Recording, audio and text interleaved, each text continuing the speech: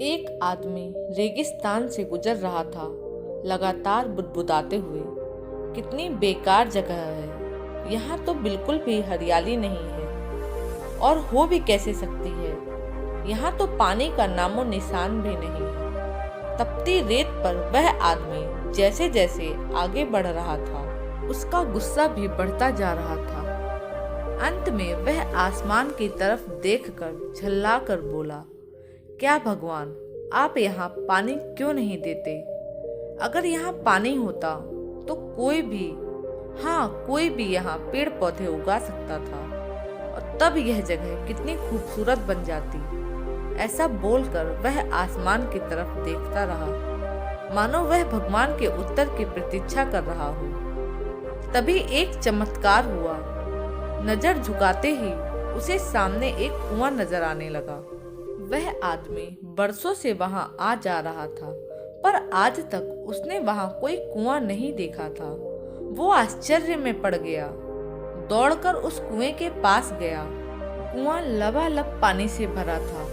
उसने एक बार फिर आसमान की तरफ देखा और पानी के लिए धन्यवाद करने के बजाय बोला, पानी तो ठीक है, लेकिन इसे निकालने के लिए कोई उपाय भी तो होना चाहिए। उसका ऐसा कहना ही था कि उसे कुएं के बगल में पड़ी रस्सी और बाल्टी दिख गई। इस बार उसे अपनी आंखों पर यकीन नहीं हुआ। वो कुछ घबराहट के साथ आसमान की तरफ देखकर बोला, लेकिन मैं इस पानी को ढूंढूंगा कैसे? तभी उसे महसूस होता है कि उसे पीछे से कोई छू रहा है। पलट कर देखा तो एक ऊंट उसके पीछे खड़ा था। अब वह आदमी एकदम घबरा जाता है।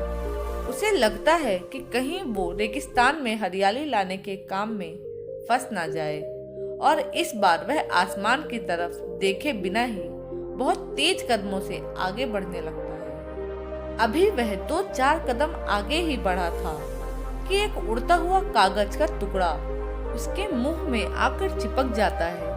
जानते हो उस टुकड़े पर क्या लिखा था? उस टुकड़े पर लिखा था, मैंने तुम्हें पानी दिया, बाल्टी दी, रस्सी दी, पानी ढोने का साधन भी दिया। अब तुम्हारे पास हर वह चीज है जो रेगिस्तान को हरा भरा बनाने के लिए चाहिए। अब सब कुछ तुम्हारे हाथ में है।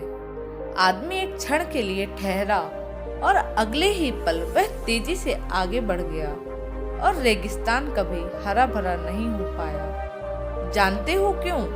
क्योंकि इंसान की आदत है शिकायत करने की। वह अपने अधिकार बखूबी जानता है, पर कर्तव्य नहीं। जब कोई काम उसके मन के हिसाब से नहीं हो रहा होता तो वह दोष देने लग जाता है, हमेशा दूसरों को। कभी वह किस्मत को दोष देता है तो कभी भगवान को, कभी माँ बाप को तो कभी सरकार को। दोषारोपण के चक्कर में वह इस बात को भूल जाता है कि इंसान के अंदर वह शक्ति है कि अगर वह चाहे तो अपने हर सपने को पूरा कर सकता है। लेकिन अगर वह चाहे तो दोस्तों, उम्मीद करती हूँ कि आपको यह कहानी पसंद आई होगी।